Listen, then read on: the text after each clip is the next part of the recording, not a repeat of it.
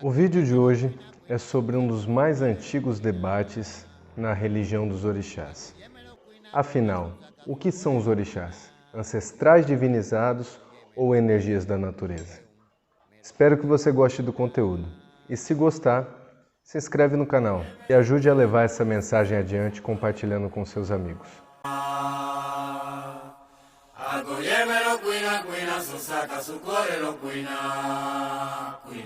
Olá, meu nome é Lucas Junô e eu sou o Babalorixá do Ileia e Axé Odenlé, uma casa de candomblé aqui na Baixada Santista, litoral de São Paulo.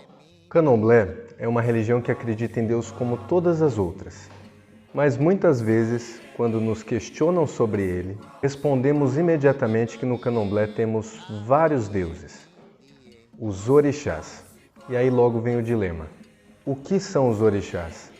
Energias da natureza ou ancestrais divinizados? Cabe lembrar que a estrutura religiosa do candomblé é composta por um Deus Supremo, como ocorre em várias outras religiões. Nós o chamamos de Olodumare, ou Olorum. É um Deus sem forma, onipresente, onipotente, onisciente, mas que na nossa religião é cultuado por partes. Recorremos a ele de acordo com as nossas necessidades mais essenciais. Para cada uma delas, existe uma espécie de representação de Deus, igualmente divina, mas específica a título de culto. São os orixás, diferentes forças, diferentes energias, estruturadas em um panteão, que nos dá a compreensão de Deus em sua totalidade. A compreensão disso se torna difícil quando recorremos à mitologia dos orixás. Nas diferentes histórias contadas pelos mais velhos, nos saberes perpetuados pela oralidade, os deuses têm características humanas, e algumas até esbarram na nossa concepção cultural ocidental católica e nos nossos parâmetros de certo e errado. O primeiro ponto a se compreender é que a mitologia, em todas as religiões que fazem uso dela, cumpre uma função específica. O mito serve para eternizar um saber implícito, explicar, justificar e atribuir sentido a alguma prática religiosa. Assim como a Bíblia, como o Corão, como o Livro dos Vedas, entre tantas obras, o candomblé também se pauta num código de saberes, que no nosso caso não está escrito, mas se perpetuou por meio da oralidade. Fazendo uma analogia da citação bíblica de que Deus fez o homem à sua imagem e semelhança, no caso dos orixás, essas sagas humanizadas nos dão informações preciosas sobre temperamentos e características que nos ajudam a compreender nossas dificuldades e as nossas potencialidades, a imagem e semelhança dos nossos deuses. Em outros vídeos eu já expliquei que a lógica iniciática do candomblé tem como objetivo promover uma reconexão, nos religar a uma parte divina da qual fomos separados, afastados no nascimento. É o nosso orixá, justamente a parte que nos falta e que irá nos reparar, nos integralizar novamente com o nosso mundo espiritual. É a partir daí que a gente aprofunda o entendimento para compreender melhor essa questão. Ogum é o ferro, o caminho. Oxóssi, a floresta, os animais, a garantia de alimento. Oxum é o amor, a gestação, a água. Cada um dos domínios dos orixás está associado a uma força, um elemento da natureza. Em outros casos, esses orixás estão associados a fenômenos ou ainda aspirações essenciais para a vida e para a existência humana, como a felicidade, por exemplo. Mas na mitologia, as histórias narram sagas em que os orixás tiveram paixões, guerras, desavenças, viveram dramas e uma série de coisas. Então, os orixás tiveram vida humana aqui na Terra? Sim e não. Calma que eu explico. Alguns segmentos separam os orixás em determinados grupos. Tem os Eborá, os Irumalé e os orixás Funfun. São seres sobrenaturais, seres que pisaram na terra e deuses envolvidos na criação do mundo. Mas essa definição ela é pouco usual para a gente do Candomblé. O que importa mesmo é compreender o conceito, essa concepção.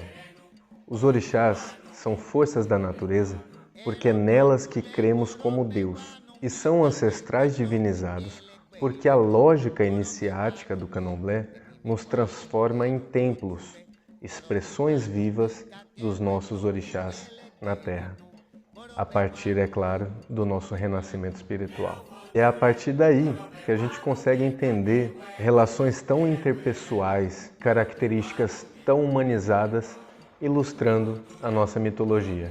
Os Itãs contam, por exemplo, que Ogum era um homem destemido, aguerrido, valente, de personalidade forte e inquieto, vencedor de muitas batalhas, mas que num momento de fúria dizimou seu próprio povo e depois, vendo o que tinha feito, fincou a sua espada no chão e desapareceu para sempre.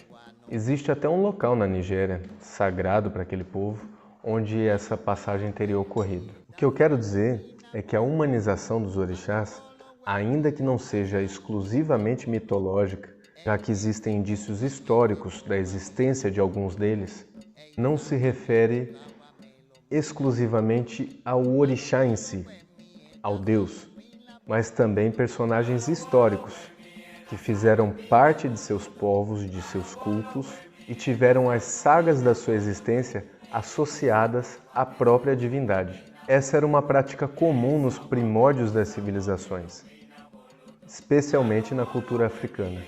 O exemplo histórico mais conhecido disso é o Egito, onde o faraó era muito mais do que um líder político. Era visto como encarnação do deus Horus, filho de Amon-Ra. Esse sistema é chamado de teocracia, palavra de origem grega que significa literalmente governo divino. É quando o chefe político é visto como um representante direto da divindade ou ainda considerado como uma encarnação dela. Segundo a história, isso não aconteceu só no Egito, não. Esse mesmo sistema político-religioso dá base ao Antigo Testamento, quando os líderes políticos hebreus demonstravam e afirmavam a sua natureza divina por meio de uma relação estreita com Yahvé, que, segundo eles, era quem norteava suas ações. Agora, mais recente, temos ainda traços da teocracia em vários lugares, ainda que com algumas adaptações. Depois de uma revolução conturbada na década de 1970, os ayatolás assumiram o controle do governo iraniano e, de posse da liderança muçulmana que já tinham naquele país, ainda hoje usam a argumentação religiosa como norteadora de suas ações. E podemos ainda mencionar o Vaticano, lá também é uma teocracia. Na história, dá para ver que a associação, a fusão entre homens e deuses é tão antiga quanto as primeiras civilizações. Aconteceu no Egito, na Pérsia, nos reinos iorubás, entre tantos outros. Guardadas as proporções, é como se daqui a milhares de anos descobrissem indícios históricos da existência de Oxum na Terra, que na verdade ela se chamava Mãe Menininha e comandava uma comunidade chamada Terreiro do Gantuá. Por exemplo, dá para entender agora? Se você é iniciado de orixá, você é um templo vivo. Você não é um deus, mas é divino, porque é portador dessa força divina. É a expressão viva desse Deus na Terra, mas não deixa de ter as suas características humanas, seus traços de personalidade, suas paixões, seus momentos de ira, suas sagas e tudo mais. Tá respondido?